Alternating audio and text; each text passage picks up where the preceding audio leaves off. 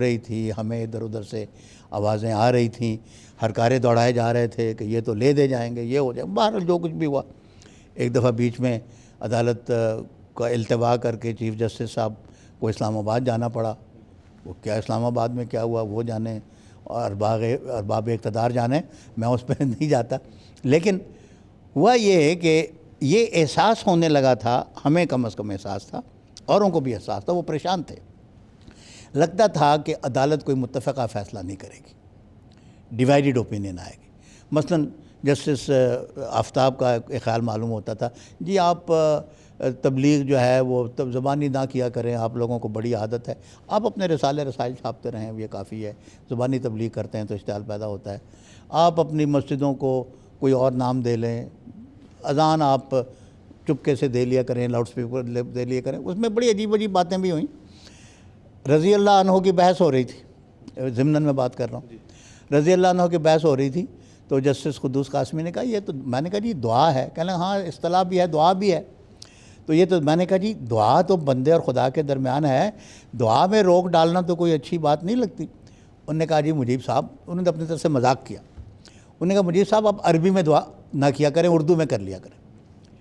اللہ تعالیٰ نے مجھے اس وقت سجھائی بات، میں نے کہا جی آپ دیکھیں پھر یہ بات بڑھ کے کتنی غیر معقول ہو رہی ہے۔ اب آپ مجھے کہہ رہے ہیں عربی میں دعا نہ کیا کرو، کل کو مجھے کہیں گے کہ عربی زبان بھی نہ پڑھا کرو، سارا قرآن عربی میں ہے پھر قرآن بھی نہ پڑھا کروں، ساری نماز عربی میں ہے پھر نماز بھی پھر اردو میں پڑھا کروں، تو دیکھ لیں آپ کہ جو آپ بات کر رہے ہیں اس کے نتائج کیا نکل رہے ہیں۔ تو مطلب یہ ہے کہ ہم ان سے کوئی سٹے نہیں مانگ رہے تھے، فیصلہ کرتے، لیکن وہ اختلافی آراء نظر آ رہی تھی، اور ہمارے جو مولوی طبقہ تھا وہ اس سے پریشان تھا۔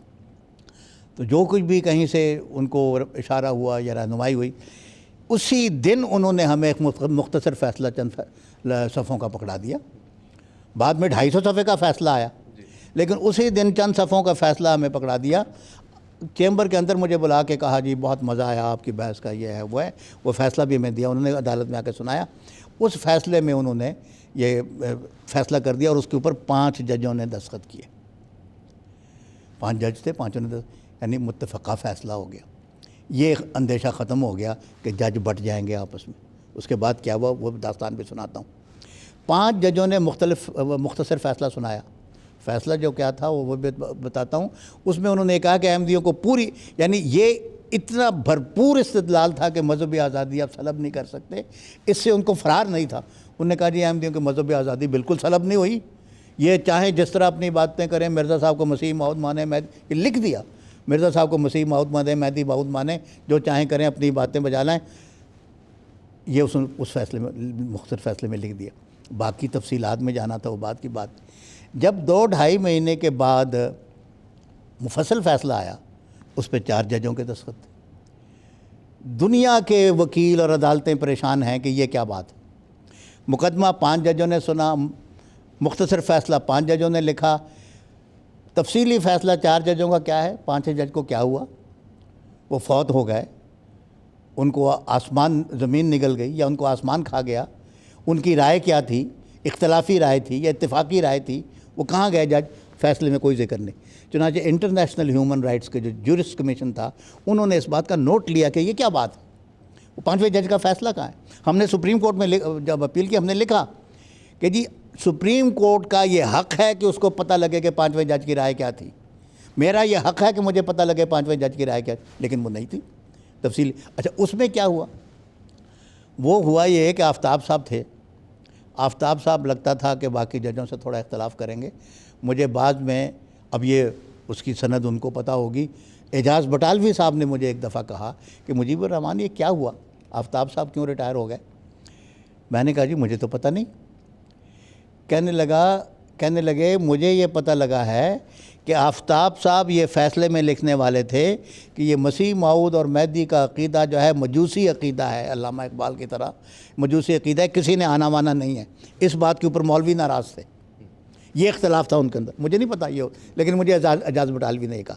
لیکن میں جو بات عرض کر رہا ہوں یہ ہے کہ جب 5 کا فیصلہ آیا تو آفتاب صاحب گئے ہوئے تھے سعودی عرب، صدر صاحب نے خود بھیجا تھا شاید کسی دورے پر، اور وہاں جب وہ تھے دورے پر تو انہوں نے آئین میں نئی ترمیم کی۔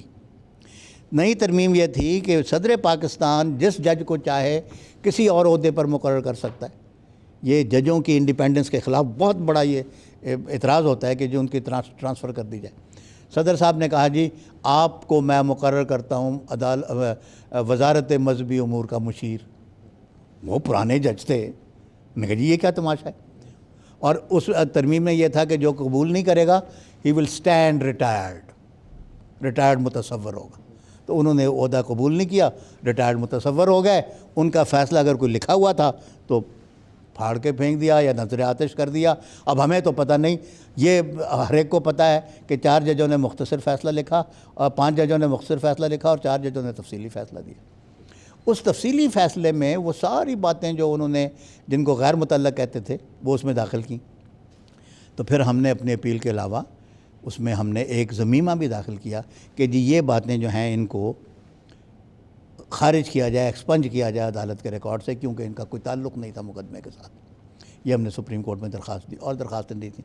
لیکن یہ میں بات شاید زیادہ لمبی ہو جائے گی, باقی تفصیلات پھر اگر وقت ہوا تو انشاءاللہ وہ سپریم کورٹ والا بھی دلچسپ معاملہ عرض کروں گا, لیکن اس وقت میں یہیں پر ہوں. بہت شکریہ جی. کان صاحب آپ کچھ بات مجھے یاد آئی مجیب صاحب, جب عدالتی کارروائی میں آخری دن تھا ہماری بحث کا, مجیب صاحب کی بحث ختم ہوئی تو لاہوری فریق جو ہماری جماعت کا ہے ان کے ایک نمائندہ غالباً شیخ عبدالواحد صاحب ان کا نام, واحد یا ماجد, وہ بھی وہاں پر پیش ہوئے. ان کی باری آئی, وہ اٹھ کر جب بحث کرنے لگے تو اس عدالت کے صدر آفتاب حسین صاحب نے کہا کہ جی مجیب صاحب نے بڑی فاضلانہ بحث کی ہے, تو اگر آپ اس کے علاوہ کوئی زائد بات کرنا چاہتے ہیں تو آپ ہمیں تحریری طور پہ عدالت میں جمع کروا دیں.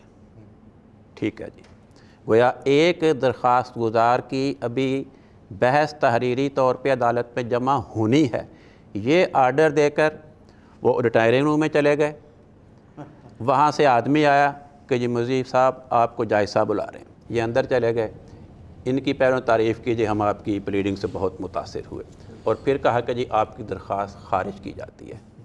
اب اس بات پہ غور کریں کہ 2 درخواست گزار ہیں. ایک درخواست گزار کی بحث تو مکمل ہو گئی, دوسرے درخواست گزار کی بحث انہوں نے سننے سے انکار کرتے کہا کہ آپ اپنی بحث تحریری طور پہ جمع کروا دیں. ابھی تو بیچارہ وہیں بیٹھا ہے, وہ گھر جائے گا, پتہ نہیں ہفتے میں تحریری بحث لکھے گا, 2 ہفتے میں پھر جمع کروائے گا, پھر جج پڑھیں گے. لیکن اس کو حکم دینے کے 15 منٹ کے اندر اس کے خلاف فیصلہ کر دیا گیا. تو یہ عدالت کی حیثیت ہے اس شریعت کی. شاید دنیا کی تاریخ میں, عدالتی تاریخ میں ایسا واقعہ کبھی نہ ہوا ہو کہ کسی فریق مقدمہ کی بحث عدالت میں جمع ہونے سے پہلے اس کے خلاف فیصلہ صادر کر دیا جائے. بڑی عجیب تھی جی بات کالوں صاحب نے ذکر کیا ہے. یہ جو ہے نا کہ بس اس عدالت دباؤ معلوم ہوتا ہے ذہنی اتنا تھا کہ کوئی صاحب یہ چاہتے تھے کہ ایک متفقہ فیصلہ کر کے اٹھنا ہے. ایک دفعہ اٹھ گئے تو پھر پتہ نہیں یہ اتفاق بھی کریں گے کہ نہیں. ہر کوئی بھانت بھانت کی بولیاں بولے گا. اللہ کا بڑا احسان ہے, اللہ کا بڑا احسان ہے, میں کوئی چیز نہیں ہوں. میرے پیچھے علماء کی ایک پوری ٹیم کھڑی تھی, لیکن جو باتیں وہاں پر ہماری طرف سے پیش کی گئیں ان کا جواب دینا آسان کام نہیں تھا ان کے لیے. تو انہوں نے کہا کہ جی آپ متفقہ فیصلہ کر کے اٹھو. ان کے اوپر ہی دباؤ تھا, وہ کر کے اٹھے. بالکل ٹھیک.